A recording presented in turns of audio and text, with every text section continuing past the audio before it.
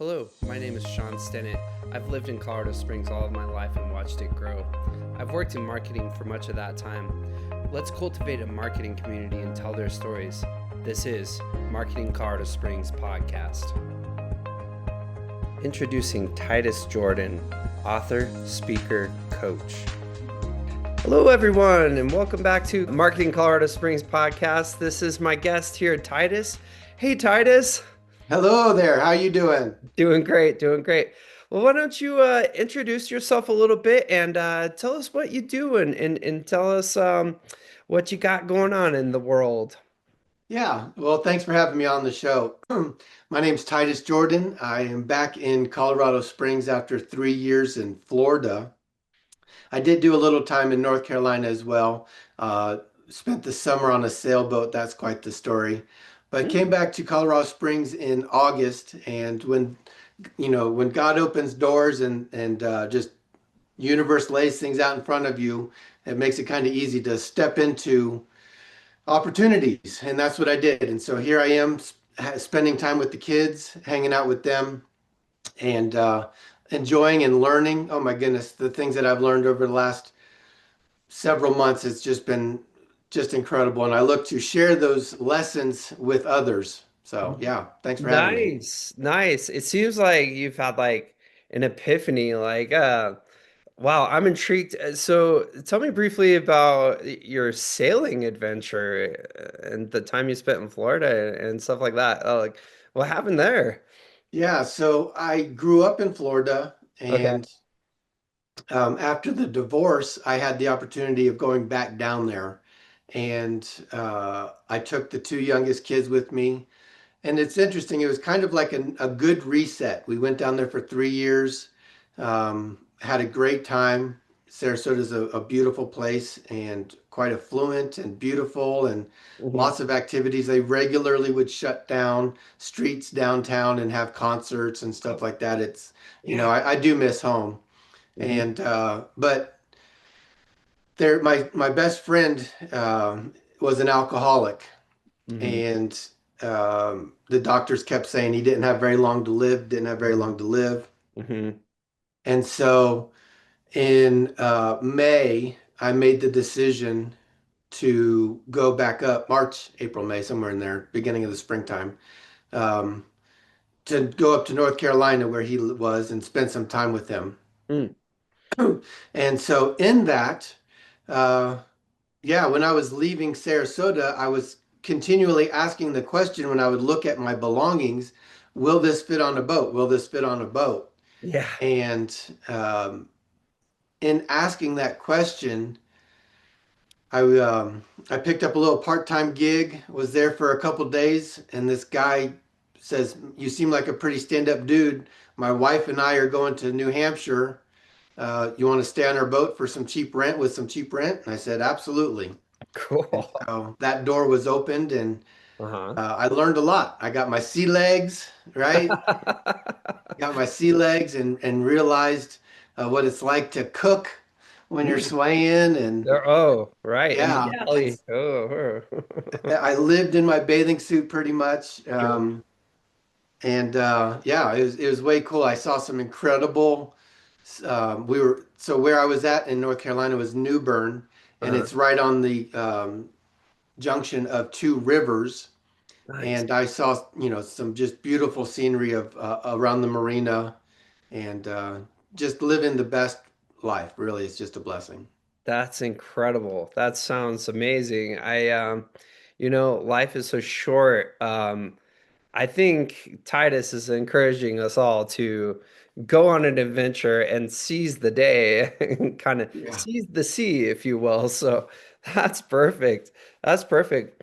But anyway, I want to get into where you are professionally in life. And so, you have titusjordan.com, and it seems that you're a life coach, kind of a business coach, if you will. Tell us a little bit about that. Sure. About the age of 16 or so, I was introduced to entrepreneurship Mm, by my parents. hmm. I was listening to Jim Rohn Mm, tapes Success in the 90s at an early age. And And that started my journey. My biological dad was a sales guy. My adopted dad was a business owner of a construction company. My mom was a real estate agent. So there was Mhm. all this around me that gave me an open door to walk down this road of entrepreneur as an entrepreneur. And Uh-huh. um, so my adult career consisted of sales, marketing, business development, customer service, leadership, management, and I mean it was for the longest time it was, I was like, man, I because they would say you can't be a jack of all trades, but that was me. I was out there Yeah. doing all these different things. Yeah. Like I spent a large time in IT. I Uh-huh. spent a large time in construction. I spent a lot of time in industrial stuff. So, Hmm. but what that gave me was a diversity in seeing how things worked and how they played out. Hmm. And so, um, in October of 2018, when I discovered my heart, it rounded out the person of who I was. And now I work with people on intuition, their intuition, their mindset. And as I work with that person, I'm also working in their business because everything is connected. And Yeah. a lot of people, I don't know if they realize that or not. And Hmm. so a business is not going to scale or go beyond your capability or your capacity. And so I'm gonna talk about that. There's a lesson in that word capacity right there, and Oh, I'm gonna branch off on this and teach a lesson real quick if you don't mind. please. Yeah. I'm intrigued. So in the capacity, right? We are containers and we create containers of what we're creating, and there's a Uh-huh. capacity for it.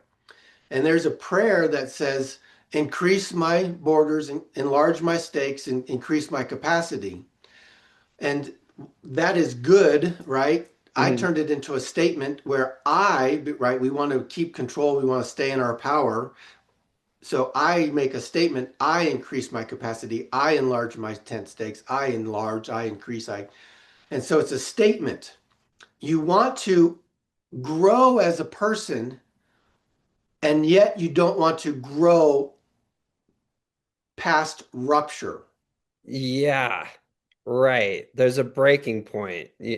There's a breaking point, exactly. And so that's where discernment and discretion comes in. And Nice. so I'm a word person, right? Somebody might say, a caster, a word caster. And as I use words to help people with their challenges, their things that they're struggling with, and people that have a tendency of going to that rupture. Hmm. Hmm. Right. So what are the guide rails? What's the discernment? What's the discretion to where we don't go that far and that to where it kills it? Yeah. Yeah. So I guess that dovetails well into my first question here, which is like, so how do you help people unlock their business potential and grow with purpose? Say we set these parameters and we set this intentionality of like what our so-called tent is as a metaphor that you've put forth. What's next? How do we grow within the parameters of what we've established for ourselves? So there's a story of the gardener, and Mm. somebody comes along and says, "Man, your garden's so beautiful. What kind of fertilizer do you use?" And the Right. gardener responds, he says, "It's not what I add to the garden, it's what I take away." Ooh, And nice. so the initial steps are really taking out the trash, Ah, removing the rocks, yeah. finding out what it is in your life that is hindering you, your mindset, how it stops you, the habits, your actions, what is not in alignment within your current situation in current world that can be removed or brought into alignment. Hmm. That's really good. I love that metaphor. And it's like, I think of my garden, and I think of the weeds and the tares that try to grow in, or even like I grow tomatoes sometimes, and not to take this literal or anything, but I grow tomatoes sometimes, and what you have to do with the tomatoes is, you have to remove the suckers that grow in between the vines. Otherwise, they suck all of the life literally out of the tomato plant, and it doesn't fruit as well. So I think that's great advice to just to it's I do video editing too, and so on the cutting room floor, it's like, okay, I have all this footage. I can make the best statement in the ways I make my cuts and my edits and what I leave in versus what I keep there. So that's a great metaphor. I love it. Um, Thanks. so yeah, you've worked in sales, you've worked in marketing, you did IT for these many years. How did those early experiences shape the way you approach coaching today? I don't, I think it's a relatability Mm, from that because I really look to work at a deeper level. hmm Um, so when it comes to, when the other day when we were talking, I don't know if I mentioned the bush and the root, and so many times we're talking about the bush when it's really at the root that we need to do the work. hmm And so, while I did these various things throughout my life, um, it's really the universal laws and the truths that we want to bring into alignment and in oneself and in one's being. And that's how I coach. Nice, nice. So, how do you cut to the core of like a person and like you talked about like personal things that are circumventing into business life. How do you discern it and how do you get to that the root of that? Like, is it just through conversation? Is it through like your own intuition? How do you bring that to the surface?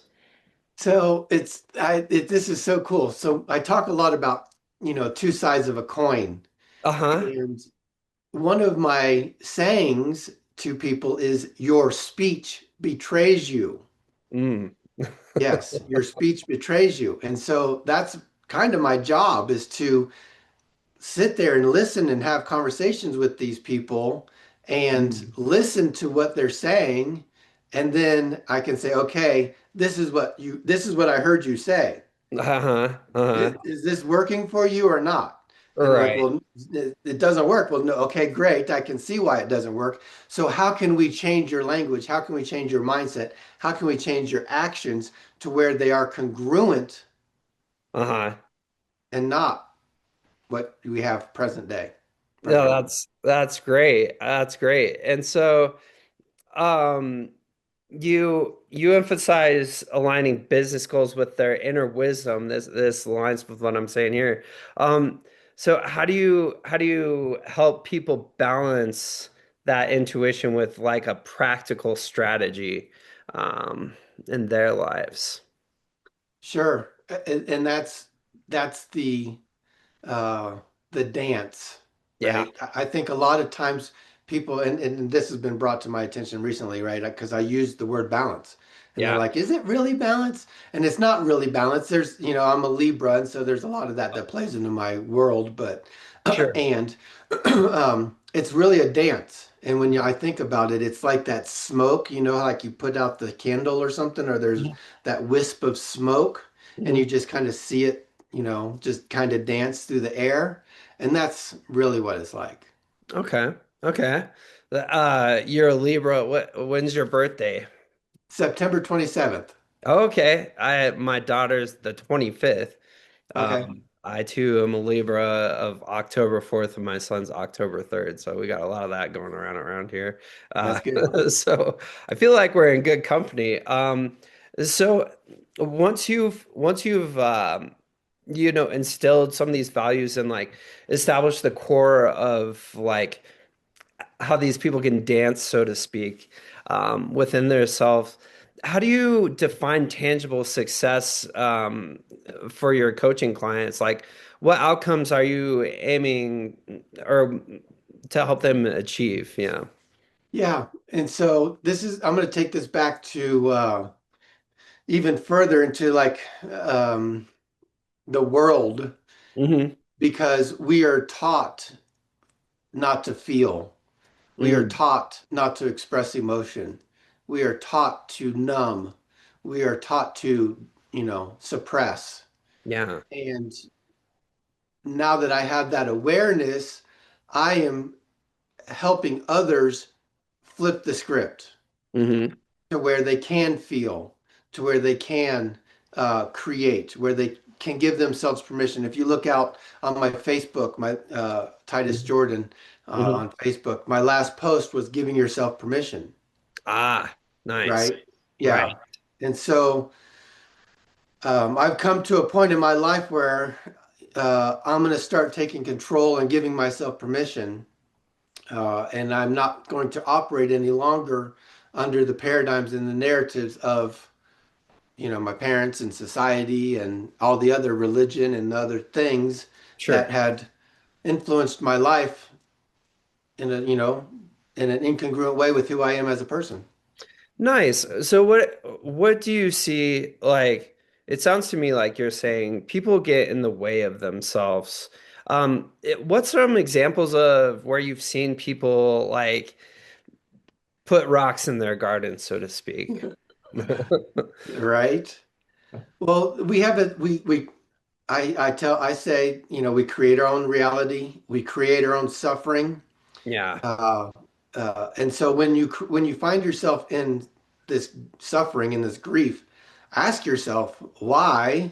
What is the lesson that I'm learned? What is the lesson I need to learn here? Yeah. And I think a lot of people avoid the lesson, and so they repeat the pattern. Mm. And if they were Mhm. to ask what that lesson is, it'd be like, hey, you're right now you're doing it X, Y, and Z way. There's really no right or wrong. You could do it in this manner and have a smoother outcome. And if you so choose to listen to yourself and to operate and take action in that new direction and pivot, Yeah. you'll see a different result. That's good. That's really good. It's funny because it seems like what you're saying is direct, but we don't we don't like evaluate this in our lives. Like we just see this stuff happening and then we're like, all right, moving on to the next thing. Or like life is so rapid. It's just like we don't have times to like evaluate these things that we stifle ourselves with and like it's funny because like we can do it with our kids, I think. Like it's like, okay, well, what did you learn from that? But we ourselves like don't learn from our own like stumbling and I think that's funny. But you said something key. You said you give yourself permission to feel certain ways about things. You give yourself permission to have emotional response within like business intuition. And I'm curious, like, how do you coach people to lead from the heart while still driving their results?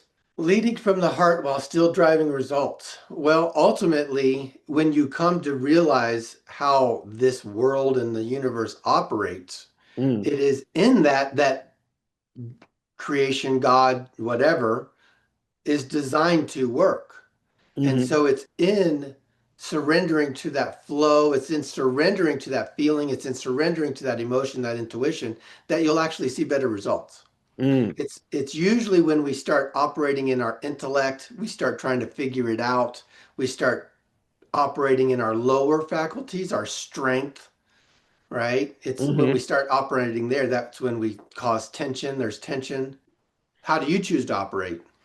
Right, right. I mean, that's a good question. And it's funny because too, like, you and I had a preliminary conversation about this kind of stuff yesterday, and it was very reflective. I was like, oh, well, how do I?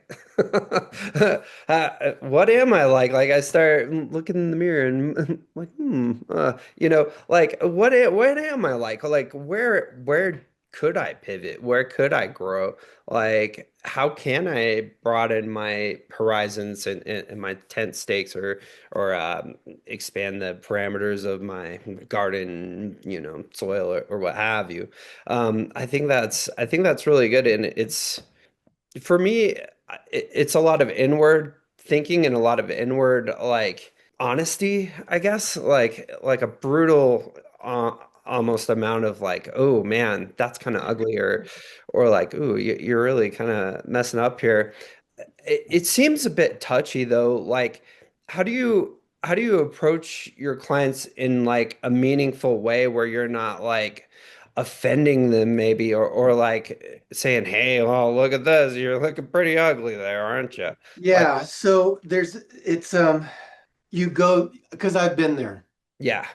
right? Because I've been there Yeah. and because I understand the suck, Yeah. I can show up in love and That's I can great. show up with sympathy, empathy, compassion. And one of the things that I am embracing and learning now and more and exercising and operating in is to be a little gentle, a little bit more gentle, be a little bit more soft, be a little bit more rounded, right? We don't want to take people to the edge of the cliff and then drop off. We Yeah. would much rather walk down a gradual slope, Yeah. right? So we can Yeah. walk down a gradual hill as opposed to dropping off the cliff. And Mm. so I'm Hmm. looking to help people operate and go down because like you said, it's an inner exercise. So Hmm. let me take you down there, right? And start clearing out the rocks at the root. And Yeah. let's see what it is that doesn't work for you.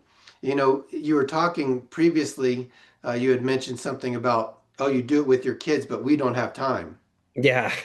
right? And I was like, oh, and I heard it. You said it. And I was like, oh, that was like, boop, time. Right? He's killing his time by his words. Ah, right. And Right. and then you're like, okay, so we're going to operate in these higher faculties to where I can actually have a better grasp of this lower three-dimensional world. And you're like, but I'm busy in this three-dimensional world. And so I avoid, or I'm not making it a priority to step up into those higher faculties and take a bigger, broader look around how I should really be orchestrating that lower world. Mm, okay. Okay. Well, I'm again, I'm learning a lot about myself. And I can see how you operate and how you do as well. This is cool. Okay, and like maybe I'm maybe I'm pitting myself in these conversations. But With no, love. exactly. But like so what I could foresee though is like somebody looking at, say, their past like stuff, their past circumstances, where they've messed up in the past. How can you how can you help somebody like with those past like stumbling blocks to not like hang up on those anymore and to be more forward thinking and move forward and drive into like the here and the now and like okay, how do I break that cycle? How do I get into this continuum, that this present world like you were kind of talking about there. What you just painted a picture of is the difference between a coach and a therapist. A therapist is going to go back there and they're going to dig and they're going to stay there for a long time. Mm, It's the typical, or what people have experienced. I've never been to a therapist, so yeah. uh, from what I've heard, right? They go back there, they work, and they stay there. A Yeah. coach, we aren't scared to go touch on what needs to be touched, but Yeah. that's not where we come from. We come from being very present in Hmm. this moment, and then I work with people on painting the reality that they want to step into. Hmm. Hmm. And how do we define that? How do we define the person that is stepping forward? When you define that, how do you walk them through their first steps, I guess? Like it's like, okay, here's where we were, here's where we are, here's where we're going. Let's go. I think for a lot of people, let's go. There's a lot of fear, maybe there's tension, there's anxiety. They get overwhelmed by a five-step plan or how do you take them by the hand and like move them into that? Gradually, gently, softly, Yeah, yeah, right? It's like I've been there, right? It's the Indiana Jones that's sitting at the edge, and yeah. he's here, and he has to have that faith and the trust to take that step, and Oh, then he realizes there's the bridge there. And I've right. been at that point, and I understand that it takes faith and trust. And Hmm. so, borrow my belief is something that I tell people. Borrow my belief, Mm-hmm. right? I know that you will survive. It is scary. I've been through a bunch of crap myself Yeah. and I've survived. You Yeah. will survive. And then Yeah. it gets to a point where you come to the realization, okay, I can make it through these conflicts. I can make it through these conversations that are tough. I can make it through these challenges and come out on the other side. Okay, great. Now, as I start to develop that confidence in that belief, I'm like, okay, I can accomplish, I can do these things, and I can make it out. Because so many times, what was impressed upon me was that Mhm. I'm going to hit a challenge and I'm going to be destroyed. Yeah. Right? That's was my childhood. Right? Yeah. I'm going to hit this challenge and I'm going to be destroyed. If you grow up and you live like that, that moves forward into adulthood. And until you can realize that I can get through this and survive, I can get through this and thrive, I can get through this and bring others with me. Cool. Yeah. And my next question here, which was like when you face setbacks in your own work, what mindsets and what tools do you use to stay focused and resilient? Like, we face the leap of faith moment kind of a thing. What tools do you facilitate to these people to to make the big step? Being grounded, right? What are the exercises that you can do or that somebody could do to get grounded, right? So Mhm. many times we are in chaos. And where's Mhm. chaos, right? It's that tornado, it's that storm. How Mhm. can we get out of the chaos and get grounded? And the storm can still be all around us, but how can we put our feet on the ground and find some solitude, find a foundation Mhm. to stand on? Mhm. So getting grounded, journaling. I think journaling and meditation is huge. Mhm. Mhm. Um, what it does is it gives you an opportunity to take the stuff that we are talking about that's on the inside and get it outside of you. And so Mhm. you can external process instead of Yeah. doing all the internal processing. And that way you can kind of look at it and say, okay, here's that word, right? I can't, or Yeah. I don't have, or time, or lack, or whatever it is. And then you can say, okay, how can I eliminate that from my life? It doesn't work for me. How? And it's not so I'm a paradox guy, right? So there's contrast, every side of the coin, two sides of the coin. And Uh, so for every good in me, there's a bad. It's how you choose to operate, and that's mastery. And mhm. so it's in that paradox that you say, okay, this is what works for me. This is how I choose. I give myself permission to live this way, and I choose to live as my highest and best self. It's funny because you're kind of answering my questions with with the you're one step ahead of this conversation with the things that you say. And so I love it. So what would you say are the top three habits high achievers must develop to sustain long-term growth? Like is there a short list or are there certain traits or things to focus on that you can say are common in these high achieving types of people? Tenacity, consistency, and I'm going to throw generosity in there. Ooh, tenacity, consistency, and generosity. Wow, that's really concise. I like that. That How do you motivate people to stay tenacious? It's so easy for us to kind of fizzle and get wound down by the chaos and like and I think what you said is important, like staying grounded, staying focused, staying humble or direct. We get caught up in it.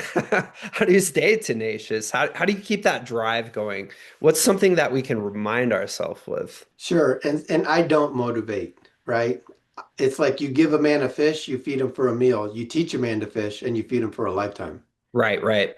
And so what I look to do is I look to teach people.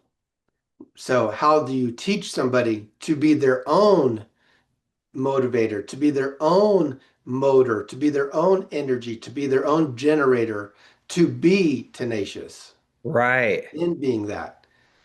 So Right. it's coming from within them. That energy is coming within them to be tenacious. Mm-hmm. Mm-hmm. That energy, that motor, that who we are to be generous, to come from in here. Nice. That's really good. That's really good. I'm curious, one of the things you said was generosity. T Tell me about that. Why is that one of the keys for you? It's I was for the longest time just how I grew up, how life was. Five kids, Yeah. lots of scarcity, lots of lack. Yeah. as I'm moving into this new man of who I am and realizing the abundance, realizing the awesomeness and the depth of love that God has for me. Hmm. My cup is full, Hmm. and and I want to impart that generosity that I have be- into other people's lives because it's a seed that can be planted. Somebody might not necessarily be generous at this moment, but if I take my generosity and I can plant it into their life and that seed can grow and then they can be generous, how many more people can be fed?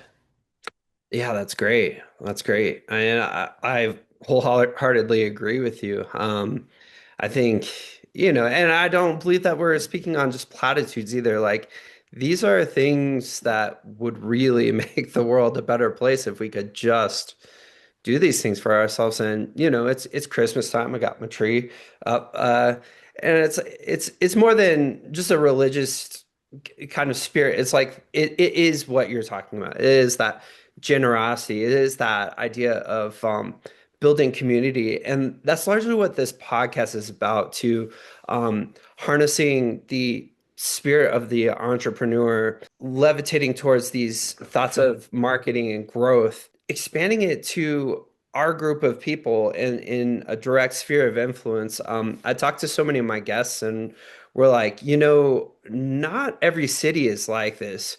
There's not even an opportunity for us to get on a platform and talk about this because, I'll just say Boston, for example. I don't know anything about Boston, but it might be too big of a city or not the right place for people to like say, hey, like, we're here. Like, it's a small town effort. It still feels like a small town, even though it's not. It's pretty much a town of like 1 million people now.